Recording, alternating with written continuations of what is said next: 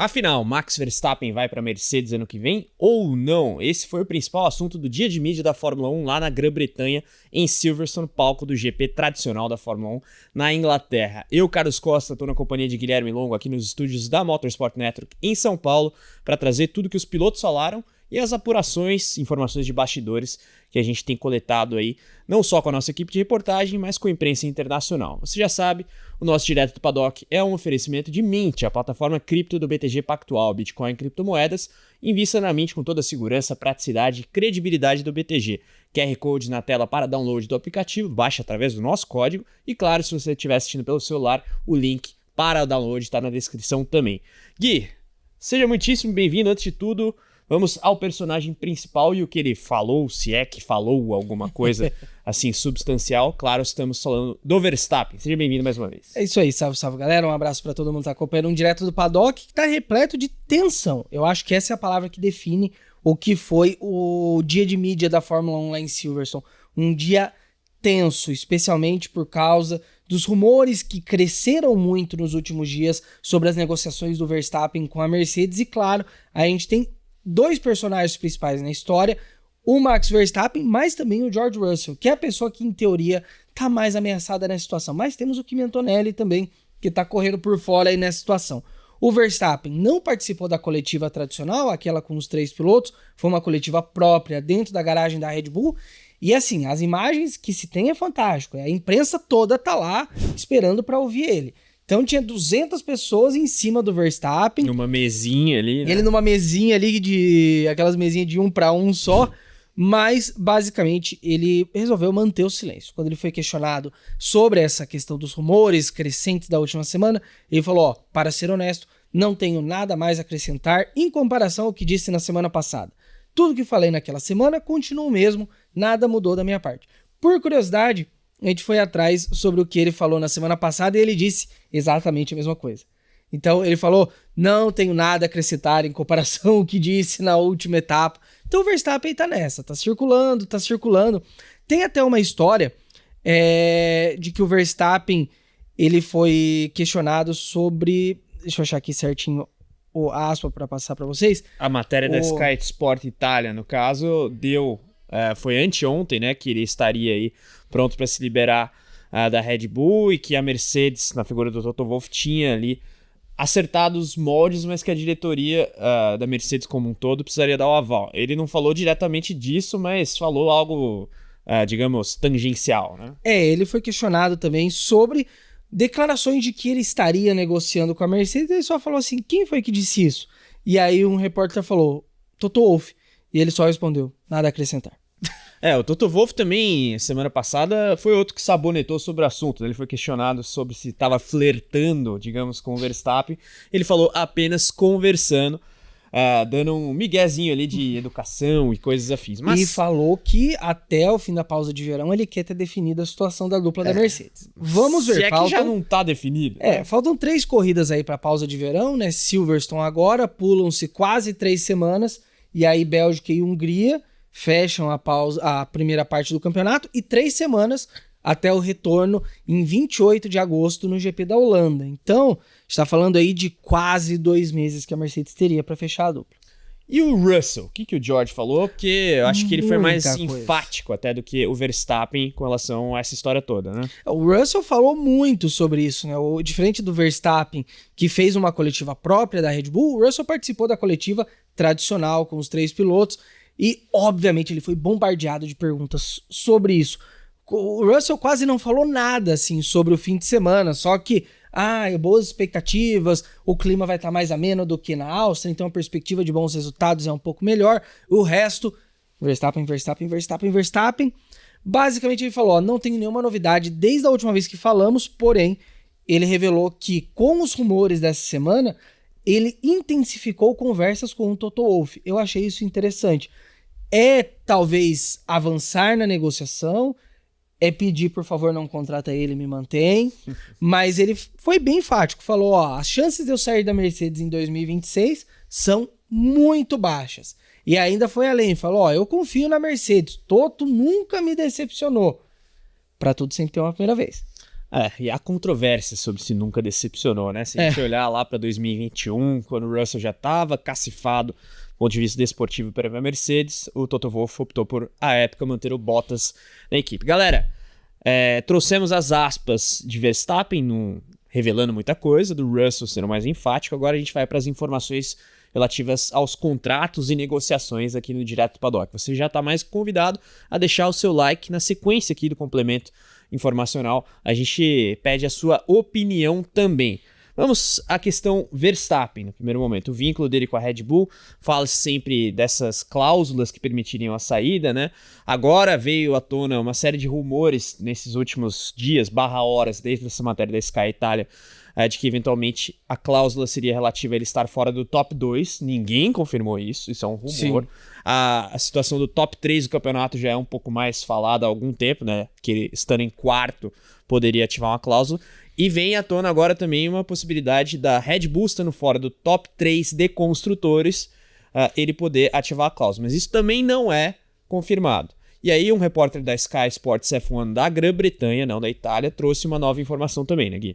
Isso, a questão do o que seria, né, o gatilho de saída do Verstappen ainda está muito incerto, não se sabe se está realmente ligado apenas ao piloto ou à equipe, né?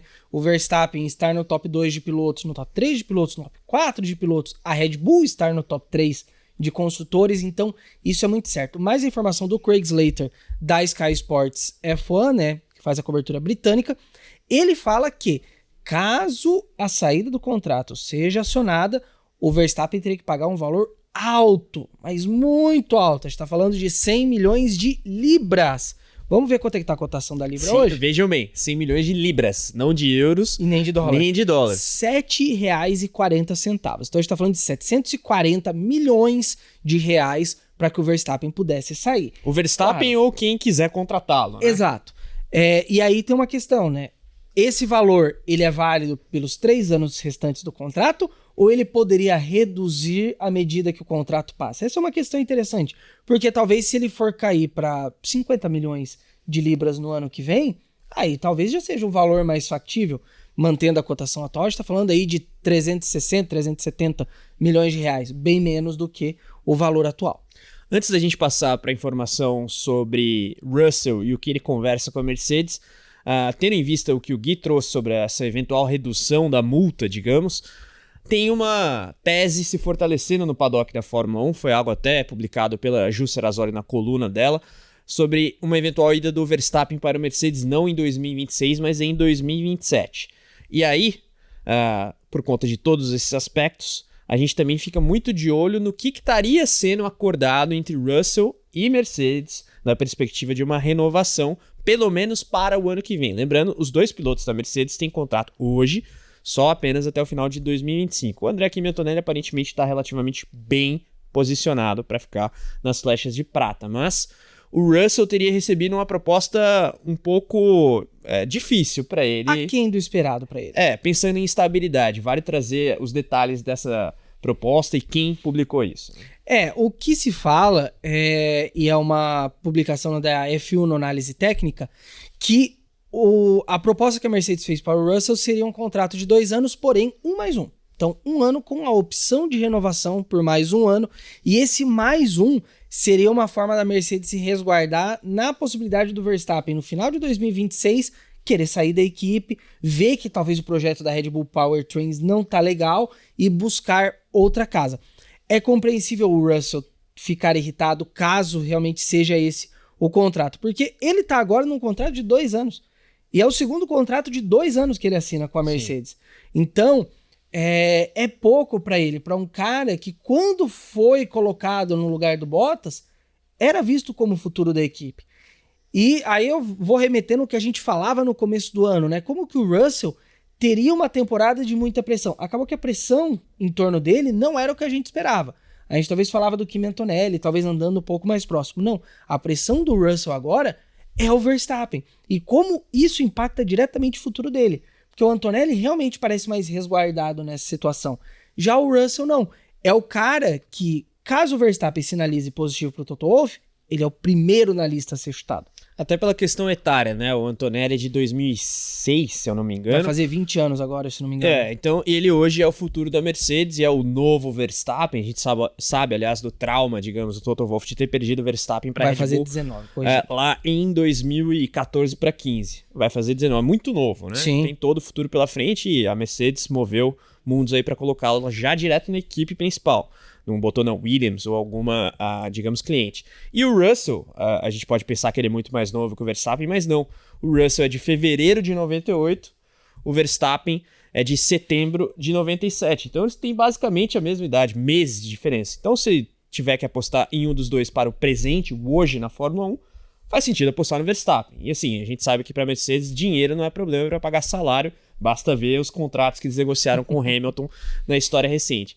E do ponto de vista do Max, qual seria o interesse de levantar esse balão de ensaio para já?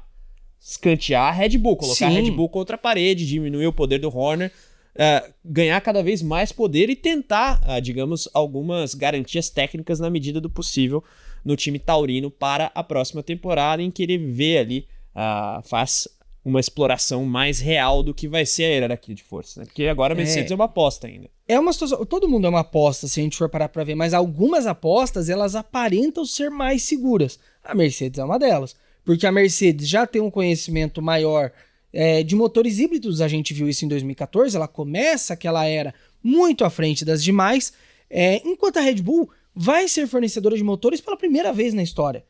Assim, a gente vai falar do Hamilton depois, das declarações que ele deu, mas tem um ponto que ele levanta que, por mais que ele tenha se desculpado hoje, é verdade. A Red Bull originalmente é uma marca de bebidas energéticas. Ela não é uma montadora. Ela não tem uma expertise da Ferrari, da Mercedes, mesmo da Audi que está entrando agora. Sim. Por mais que a Audi seja novata na Fórmula 1 em 2026, é uma montadora. A Red Bull não, tanto que teve que trazer a Ford junto. Tanto que a Red Bull precisou contratar uma porrada de gente de outras montadoras, em especial da Mercedes. Então, é complicado, é uma aposta arriscada. E aí a gente tem o quê? Mais recentemente, o Christian Horner falando, não dá para apostar que o nosso motor vai ser o melhor de cara. É difícil quando você tem o próprio chefe da equipe falando isso publicamente. Sendo que o motor nunca foi para a pista. Ninguém andou ainda com esses motores, a não ser em simulador e teste de dinamômetro. Você já adiantou esse tópico, vale até trazer repercussão dentro da própria Red Bull, porque o Helmut Marko não ficou muito feliz com essa declaração do Christian Horner. Querendo ou não, fazer uma declaração dessa no momento atual em que o Verstappen tá ali explorando o mercado? Não, no momento que a Red Bull tá numa crise, tá perdendo performance, tá podendo perder o principal piloto, tudo ali em jogo, você tem o Horner que pega e fala, talvez o nosso motor não seja o melhor logo de cara. E aí a gente tem a repercussão do Helmut Marko falando com a TV austríaca. Ele falou, fiquei muito surpreso quando eu li isso. Pelo menos internamente ele tá falando diferente. Estamos dentro do esperado do nosso motor e a nossa opinião é que não temos uma grande desvantagem nesse momento. Mas aí o Marko põe, né? Não temos uma grande desvantagem. Significa que tem uma desvantagem. E aí, galera, em quem você apostaria fosse o Verstappen podendo ir, né? Com essas cláusulas de fato sendo aplicáveis? É uma pergunta válida e a gente quer saber a sua opinião. Não esqueça de deixar o like e hypar, o botão valeu demais, muito importante pra gente aqui na Motorsport TV Brasil no YouTube. Então, senta o dedo no like e, claro, ative as notificações de amanhã em diante a gente ter os programas ao vivo após sessões de pista lá no GP da Grã-Bretanha. Voltando aqui para a fechada, é importante também explorar o que seriam as outras opções do Russell e como, de certa forma, ele fica refém da Mercedes. Você trouxe aí a declaração do piloto inglês de que ele está focando no diálogo com o Toto Wolff, que não está conversando com outras equipes. O que se tem aí de possibilidades alternativas para o Russell? Aston Martin, que hoje tem tanto Alonso quanto Lance Stroll contratados, o Stroll é filho do dono e o Alonso acho que está no momento dele mais empolgado ao longo dessa atual temporada, com vistas a 2026. Talvez dos últimos anos. Então, já com o olho no horizonte, a Aston tendo umas pequenas reações aí no campeonato deste ano. O Newey a gente sabe que não se segura e dá uns pitacos ali, não à toa, o carro melhorou e o Alonso teve até o pega com o Bortoleto. A gente vai falar dos dois na sequência, hein? Só um parênteses que a gente tá falando de Aston que esse fim de semana traz a última atualização do ano, um assoalho novo. Importante isso, mas Aston agora não me parece uma opção muito segura para o Russell, e a Cadillac, que é outro destino aventado, nem se fala, né? A Cadillac tinha o Russell como uma grande opção lá no início, ainda quando eles começaram a procurar pilotos, mas ao que tudo indica ele foi rapidamente descartado porque o valor que ele pedia era muito alto. O salário do Russell hoje é um dos maiores do grid.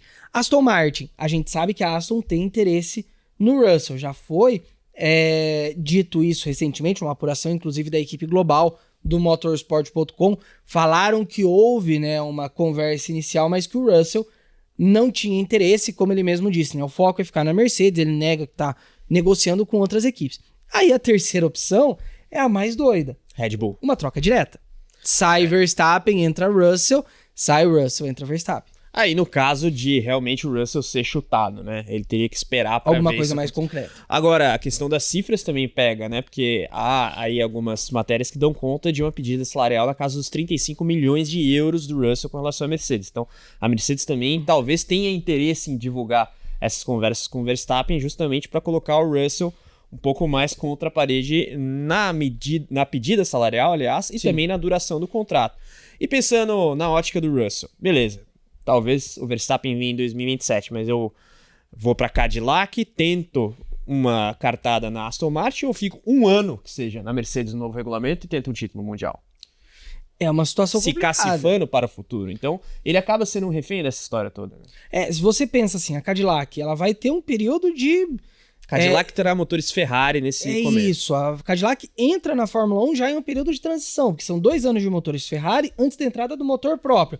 E o motor próprio que pode começar abaixo. Sim. Não é necessariamente porque a Cadillac vai esperar 2 anos para desenvolver o motor que ela vai chegar chegando. Não vai ter know-how, tudo indica que o motor Ferrari vai ser pior do que o Mercedes, pelo menos nesse começo. Então, se for para fazer isso, fica um ano na Mercedes e tenta o título mundial. Exato, e aí pelo menos é o que a gente fala, né, do porquê que eu pessoalmente defendo que o Verstappen deveria esperar para ver o que vai acontecer. É entender como é que vai ser o grid de 2026, porque pode ter alguma surpresa aí no meio. Porque a gente debateu isso no reta final segunda-feira. A Mercedes pode ter o melhor motor. Ok, quem garante que vai ter o melhor carro? Ela pode errar o carro, ela errou o carro de 2022, ela continua errando o carro até hoje. Então, quem garante? Talvez, sei lá, a Williams pode ter o melhor carro em 2026 e junto com o motor Mercedes, que tende a ser o melhor, vai ter ali uma mistura boa. Pode ser a McLaren de novo. Pode ser até mesmo a Alpine que vai ter motor Mercedes em 2026. Então, eu acho que é justo considerar um contrato de 1+1. E quem sabe o Russell não convence aí a Mercedes durante esse ano e a Mercedes, em um cenário de ampla superioridade, poderia se dar ao luxo de não querer mudar de pilotos para 2027. É tudo um risco e pode ser que aquela matéria da Sky Sport Itália que a gente trouxe aqui na Motorsport TV Brasil no YouTube na terça-feira, de fato proceda, que já esteja tudo alinhavado do Verstappen para a Mercedes em 2026. Ele também está numa situação aí de relativo risco e o Max, aliás, descartou a possibilidade de um ano sabático em 2026. Galera, a gente trouxe aqui todas as informações relativas às negociações aí, o que se sabe sobre Verstappen, Russell e Red Bull / Mercedes. Vamos trazer já o que disse o Lewis Hamilton quando questionado sobre o futuro do Verstappen e, claro, as manifestações de Fernando Alonso e Gabriel Bortoleto lá em Silverstone. Antes queremos, além do seu like e da sua hypada, a sua opinião. O que você acha que vai rolar nesse mercado de pilotos? Antes de seguirmos, você já sabe, o nosso programa Direto do Paddock é um oferecimento de Mint, a plataforma cripto do BTG Pactual. E por isso, Eric e Gabriel trazem um recado muito importante. Investir em cripto pode parecer complexo, mas não precisa ser. A Mint é a plataforma cripto do BTG Pactual, o maior banco de investimentos da América Latina. Aqui você pode ativar o modo inteligente e ter a sua carteira rebalanceada automaticamente, todos os meses, de acordo com o seu perfil. Tudo isso em poucos cliques direto no aplicativo da Mint. Baixe agora e invista.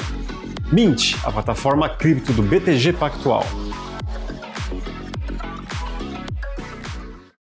Tá aí o recado de Eric e Gabriel. Bitcoin e criptomoedas, como ele disse, é na Mint, MYNT. Baixe o aplicativo disponível aqui via QR Code. E se você está assistindo pelo celular, tem o link na descrição Baixe pelos nossos códigos /links, hein? Isso é muito importante pra gente. Agora, e o que disse o Hamilton quando questionado sobre o futuro do Verstappen, hein, Guilherme? É curioso, né? Porque o Hamilton é uma pessoa que indiretamente tá envolvido nessa história. No ponto de partida, querendo ou não, é o Hamilton ano passado chutar a Mercedes e falar, quer saber, eu vou pra Ferrari. Então o Hamilton foi questionado hoje também na coletiva. Ele foi perguntado exatamente o seguinte: você recomendaria a Verstappen correr na Mercedes? E ele falou, claro. Ele, inclusive, vai e faz um meia-culpa até do passado, né? Eu citei mais cedo a questão da Red Bull ser apenas uma marca de bebidas energéticas. Isso é uma declaração do Hamilton de uns anos atrás, quando ele estava na Mercedes.